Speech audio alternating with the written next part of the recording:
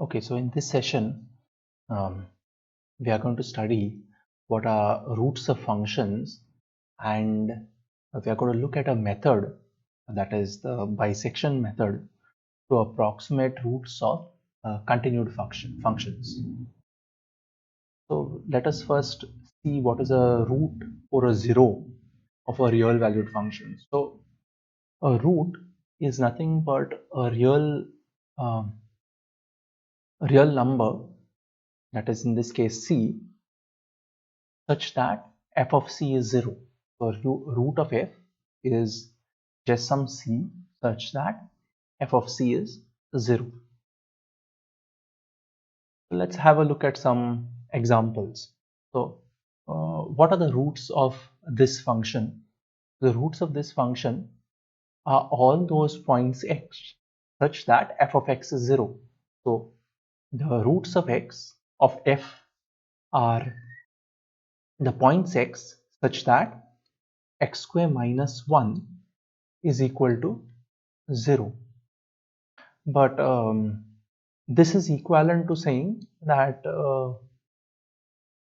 x square equals 1, right? And we know that there are only two real numbers such that x square is equal to 1, which is basically x equals minus 1 and x equals 1. Okay, so these are the two roots of f of x. You can see here that if you substitute x in place of x, if you substitute 1, you will get 1 square, which is 1. 1 minus 1 is 0. Similarly, if you in place of x, if you substitute minus 1, you will get minus 1 square, which is 1 again, minus 1, which is 0. Okay, so the roots of this function are minus 1 and 1. Okay, so what about this function? Okay, so this function in fact has only a single root, which is 2. Let us try to solve it. So so we want the points x such that x square minus 4x plus 4 is 0. Okay, so let us factorize this quadratic polynomial. You all are familiar with uh,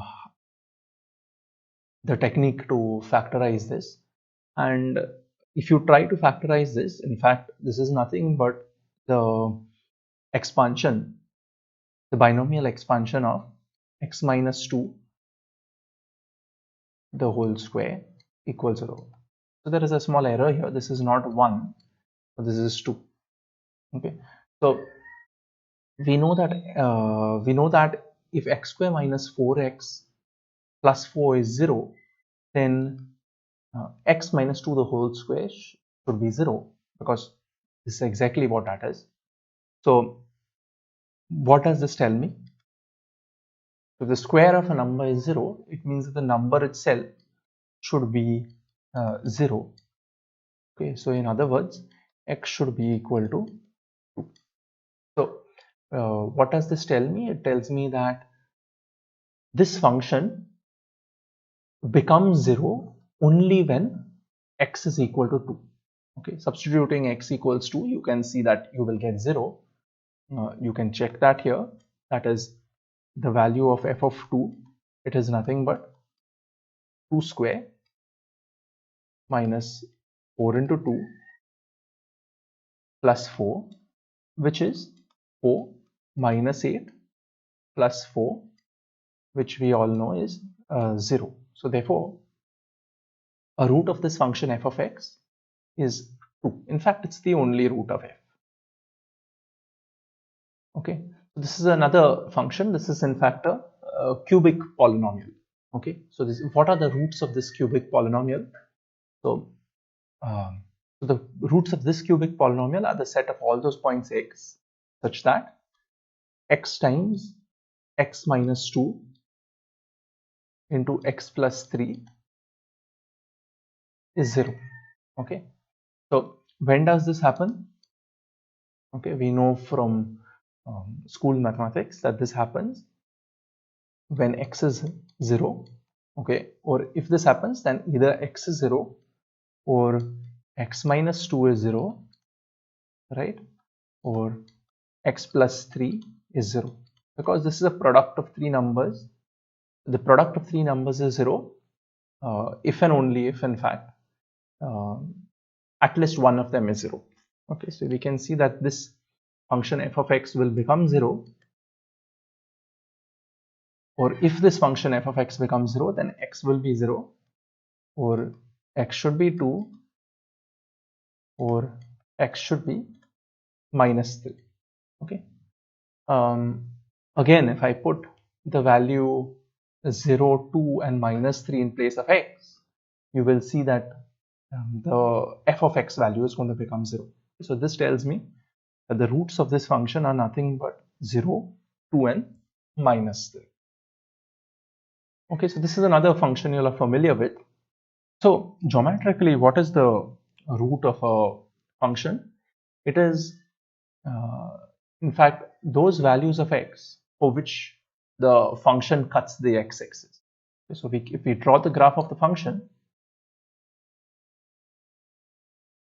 it is going to be those values at which the function cuts the x-axis. So these would be the roots. So here you would have one root, and here you would have another root.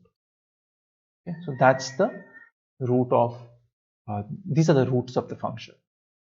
So what do we mean by the roots of the function f of x equals sine x? It is essentially the points x such that sine x is 0.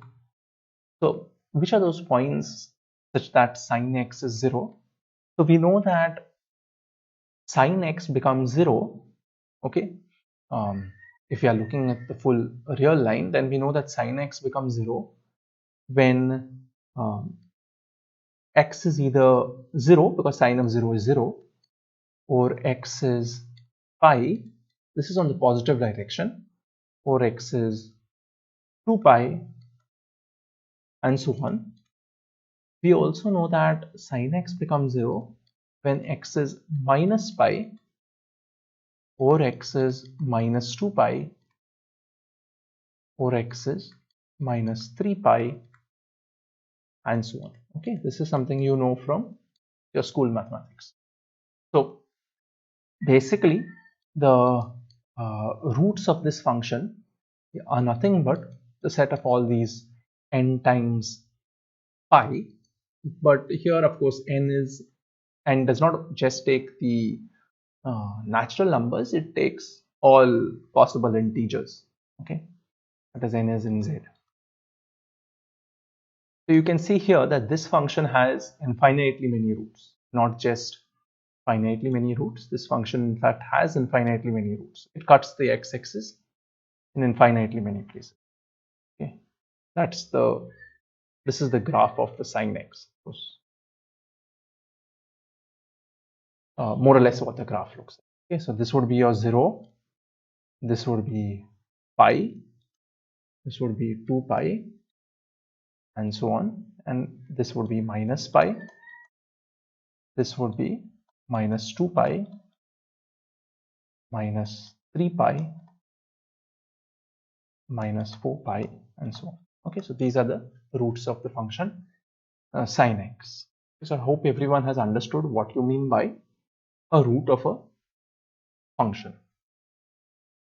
Okay, so next we will look at a method to approximate the roots of continuous functions. Okay, so in this course, in fact, we will see three methods. One is the bisection method, the other would be the regular falsy, and the Newton-Raphson's method. Okay, but in this session we will simply look at the bisection method. So again, we are only going to be able to approximate roots of continuous functions. Okay, so just for your understanding, what do you mean by a continuous function? So a continuous function, just a basic idea of it would be something which you can draw on the real on the xy plane, okay, it should be a function first of all, but you should be able to draw it without lifting your hand. That's the basic principle. But this is not the definition. It is just intuitively what it is. You will study more about continuous functions in your calculus course. Okay, but I would need to introduce you to a very strong um, theorem in calculus. Okay, so what is the theorem? That is the intermediate value theorem. So what does the intermediate value theorem tell us? It tells us that if a function f is continuous on the interval a comma b, which means that I can draw this line, or not the line, I can draw the graph of f from a comma f of a to b comma f of b. Of course, this is b comma f of b, and this is a comma f of a here, write down. So I can draw this graph without lifting my hand. Okay, you can see that you can draw that without lifting your hand. If I had to give you a graph of this type, then you would have to lift your hand, right? So this would not be continuous, while this is continuous. Okay, so the basic idea is that if the signs of f at a and b are different, okay, so in this case we can see that f of a is negative while f of b is a positive number. Okay, so if the signs of f of a and f of b are different, then naturally we would expect that the graph crosses the x-axis, or in other words, we have a root c in the interval a comma b. Okay, so let's go over it again. So if you have a continuous function on the interval a comma b, okay, and the signs of f of a and f of b are different, okay, in other words, so when the signs are different, that means one is positive and one is negative, and we know that the product of a positive number and a negative number is always negative. Okay, so in other words, this simply means to say that f of a into f of b is negative. Okay, then f will have a 0 in the open interval a comma b. Why? Because it's going to cut the x-axis. Since we cannot lift our hand at some stage to go from the negative, to go from below the graph to, sorry, below the x-axis, you can see a comma f of a is going to be below the x-axis, to above the x-axis to b comma f of b, we need to cross the x-axis. Okay, so that's the idea. This is called as the intermediate value theorem. So as you will see that the bisection method is completely dependent on this very strong result in continuity. Okay, the proof of this you will see in your course in calculus.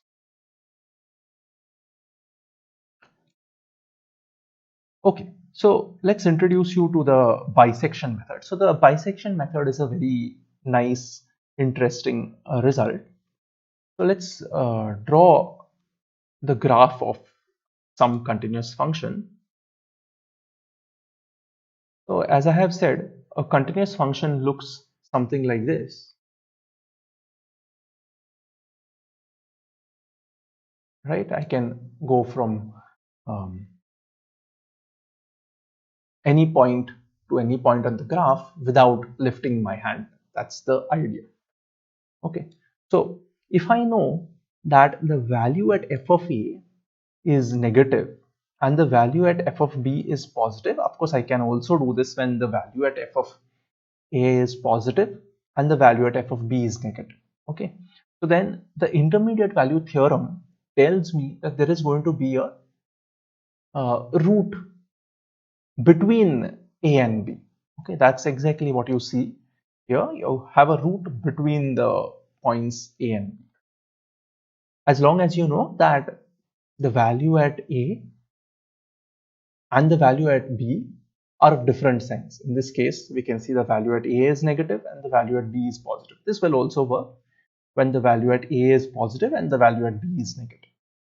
Okay, so the bisection method does something quite interesting.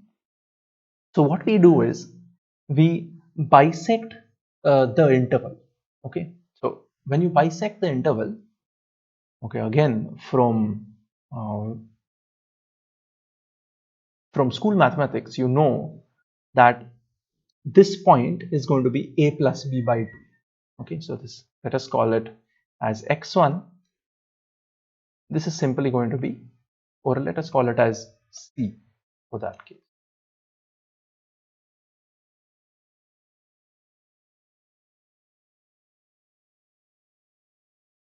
So c we are going to call as a plus b by 2. So this is my c. Okay, now notice here that if you find the value, okay, so why am I attempting at doing this?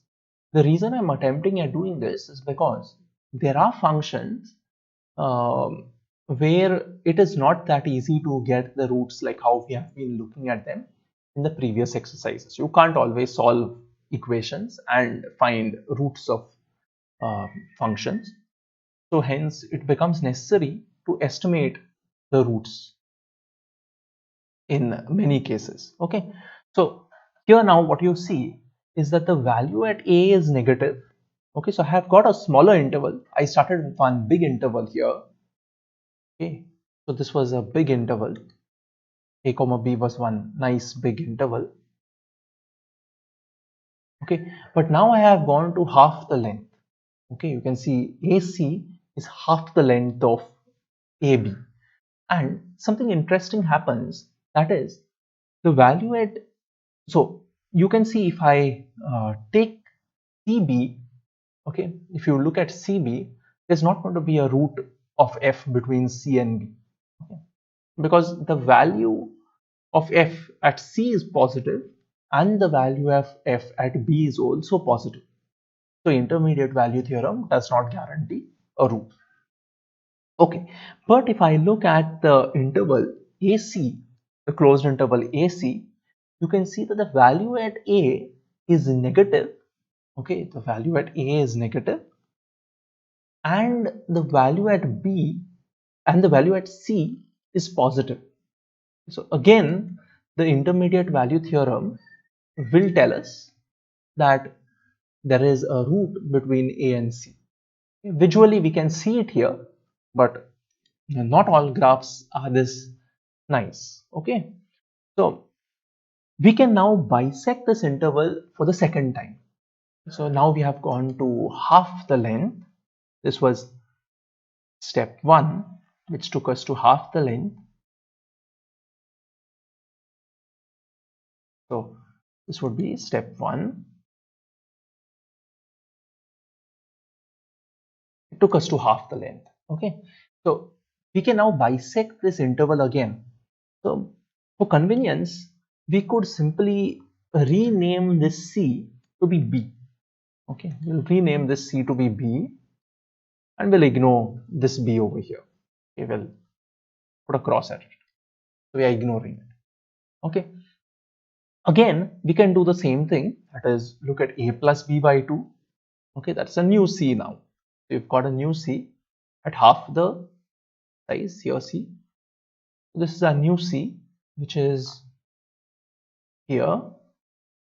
Okay, now observe that intermediate value theorem does not guarantee that there is a root between A and C, because the value of f at C is negative.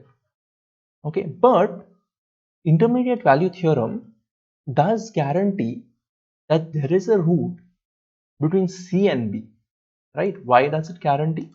Because the value of f at C is negative while the value of f at B is positive.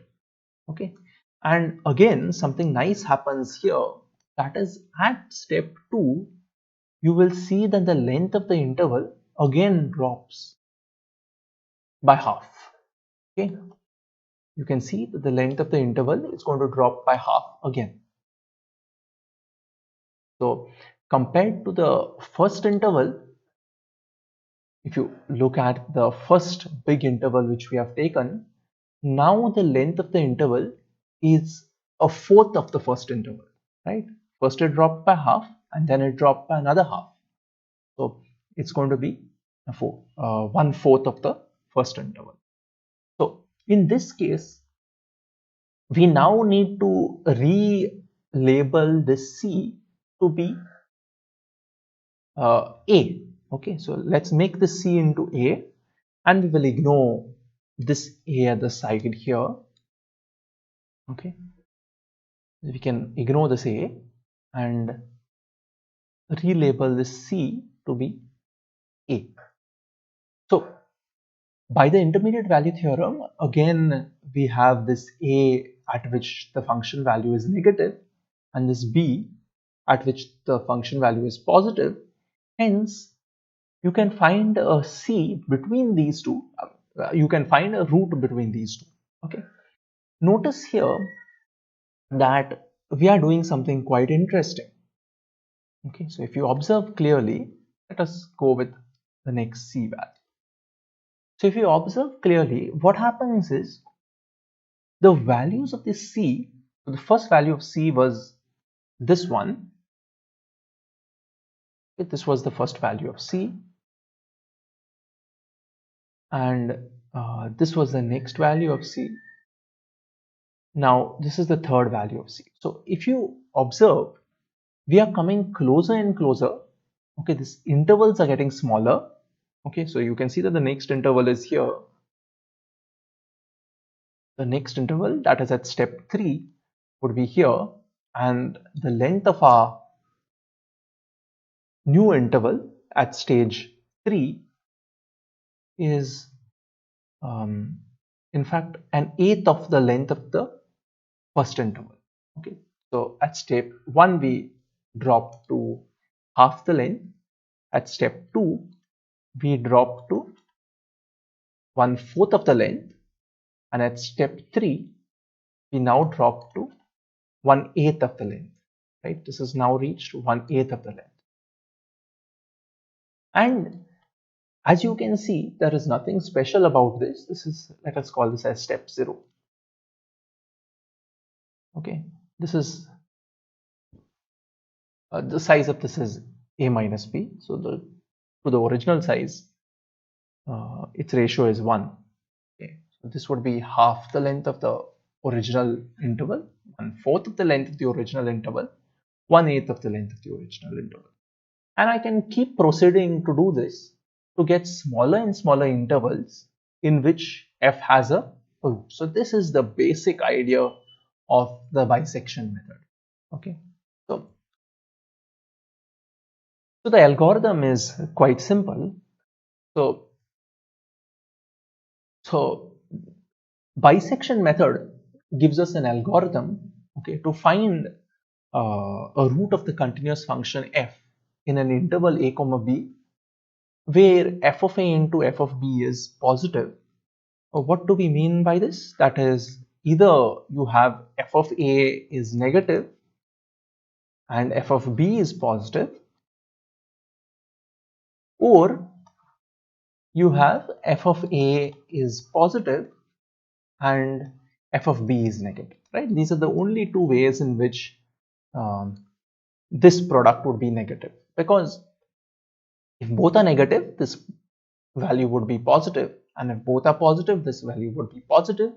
Again, if any one of them is 0, this would be a 0 itself, and actually in that case we would already have a root. Okay, so what's the basic idea? So in this algorithm, I'm demonstrating the algorithm when the value of f of a is negative and the value of f of b is positive. But you could as well as do it when f of a is positive and f of b is negative, just by changing the algorithm slightly. Okay, so let's have a look at what we have been doing. the first thing that we were doing is we were bisecting the interval. Okay, so let's call that point x1. That is the midpoint between a and b. Okay, that is a plus b by 2. And we compute the value of f of x1. Okay, now notice here. So here when we bisected, this is the point that we got the first time. Okay, so when we so you can see here that when we bisected, we got this point for the first time. And let me, in fact, yeah, that's fine. And then we looked at the sign of this. So let us look at this small interval, in fact. Draw another diagram to show you. So what were we doing? We were simply, this is the graph.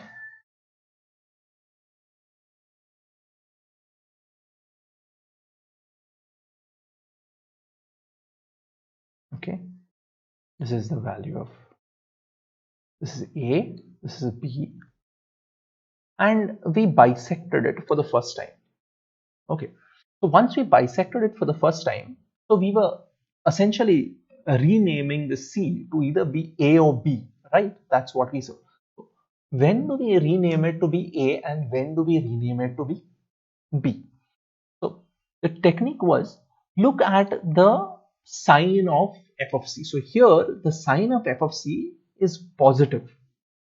Since the sign of f of c is positive, I don't want to replace c by a because there is no root in this interval, right? I want to rename it to be b because the value at b is also positive. Okay, so what do I rename c to be?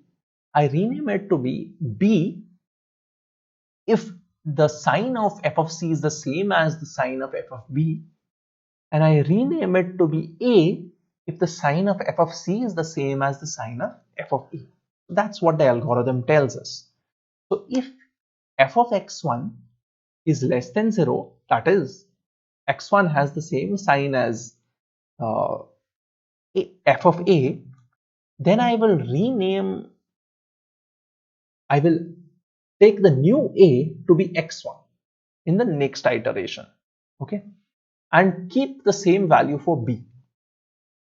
While if the value of f of x1 is positive, then I will keep the value for a unchanged, but change the value of b to be x1. Okay, so that's how we go to stage 2. And I will keep repeating this iteration. As we have said, we can keep doing this until the error. So in this case, I want to find the root correct up to m decimal places. So we'll keep doing that till the error, okay, till the, so this is the epsilon, that is x2 minus x1, that is the next stage, that is the current stage minus the previous stage, till that drops below 10 raised to minus m plus 1. Okay, so this is very important. Okay, now we have to remember that in the steps mentioned above, we need to perform all calculations by rounding up at the m plus 1th decimal place. So therefore, if I ask you to find the root correct up to 3 decimal places, you need to round up at the 4th decimal. Okay, if I asked you to find a root correct up to 3 decimal places, you would need to round up during your calculations at the 4th decimal place, and you would continue your iterations till the error drops below 10 raised to minus m plus 1. Okay, so let's have a look at one problem. Okay, so this is one problem in the bisection method.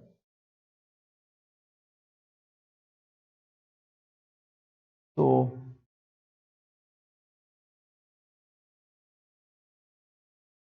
okay, so So here we are asking to use the bisection method in, I don't know why I have written in each of the following cases, because there's just one case here. So use the bisection method to find the root of f of x in the interval. So use bisection method to find the root of, find a root of f of x which is equal to x raised to 5 plus 3x square minus 7 in the interval 1 comma 2. Okay, so first let us look at what is the value of f at 1. So what is the value of f at 1? So the value of f at 1, okay, this is 1 raised to 5 plus 3 times 1 square minus 7, okay, which is exactly 1 plus 3, that is 4, minus 7, which is minus 3. Okay, so this is a negative number. Similarly, the value of f at 2 is 2 raised to 5 plus 3 times 2 square minus 7, okay, which is exactly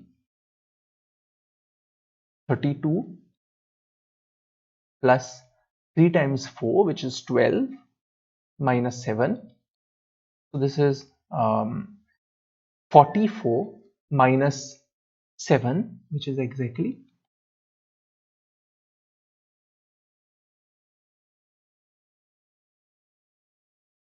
Okay, so this value is a positive number.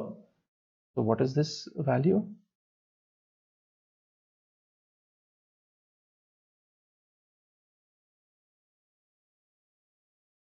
So this is 37, right? Okay, so this is a positive number, while the value of f at 1 is a negative number.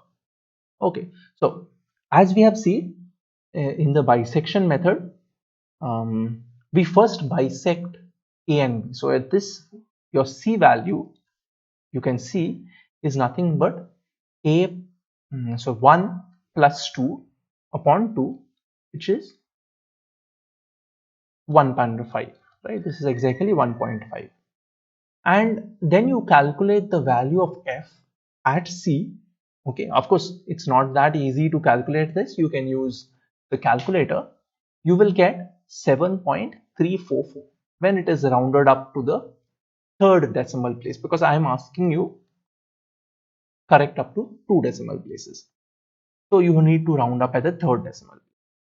Okay, of course here don't worry about this error here, it is not very important. I have simply taken the error to be b minus a, but you need not even worry about this. Okay, now, so what happens?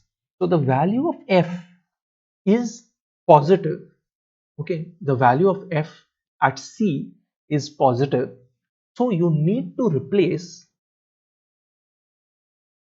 b by c. So the new value for b is going to be c, because we know that f of b is positive, right? So you can see here f of b is positive while f of a is negative. So replace the old b by c. You can see this has gone here, okay, while this has remained the same. Okay, again, why? Because the value of f of c is positive, so you need to replace b by c in the next iteration. Okay, so this was the 0th iteration, so this is the first iteration, first step. So as you can see, it's very simple. Now we bisect 1 and 1.5, it gives us exactly 1.25. Okay, and the value of this at c is 0.739. Okay, and now you can calculate this epsilon, which is nothing but the value of c, okay, 1 plus 1.5 by 2, which is exactly 1.25, and the value of epsilon at the second stage, this would be the modulus of, okay, this would be the modulus of the next one, that is 1.25 minus 1.5, okay, which is the part inside the modulus is minus 0.25, so the modulus of it is 0.25. Okay, so this is 0.25. Okay, now again we can see that the value of f at c is positive, so this value here will come in place of b, okay, while a remains the same. Okay, now let's bisect this. You will get 1.125, okay, you will get 1.125, and if we uh, compute the value of f at this point 1.125, you will get minus 1.401. Okay, this is again rounded up at the third decimal place. So this is now negative. The epsilon value is nothing but, so you can see here, the epsilon value is nothing but the difference between 1.250 and 1.125, the previous value minus the current value. Okay, the modulus of the previous value minus the modulus of the the modulus of the previous value minus the current value of c. Okay, so this is negative. So what happens when this is negative is this now will replace the value of a, okay, because f of a is negative. Okay, so and the current value for b is going to move to the next stage. Again we can bisect, so we can proceed in this manner as long as we want. Okay, and so we will proceed until the value of epsilon, okay, drops below 10 raised to minus 3. Okay, once it drops below 10 raised to minus 3, we stop. And if you're rounding up at the third decimal place, in fact it will simply give you a 0. Okay, you will essentially stop when the value of epsilon is 0 if you're rounding up at the third decimal place. So now what is the root correct up to the third decimal place? It is nothing but the last value which you have obtained for c. So the root of f correct up to 2 decimal places, okay, will be, so the root of f correct up to the third decimal place, correct up to, sorry, up to the second decimal place, up to the second decimal place,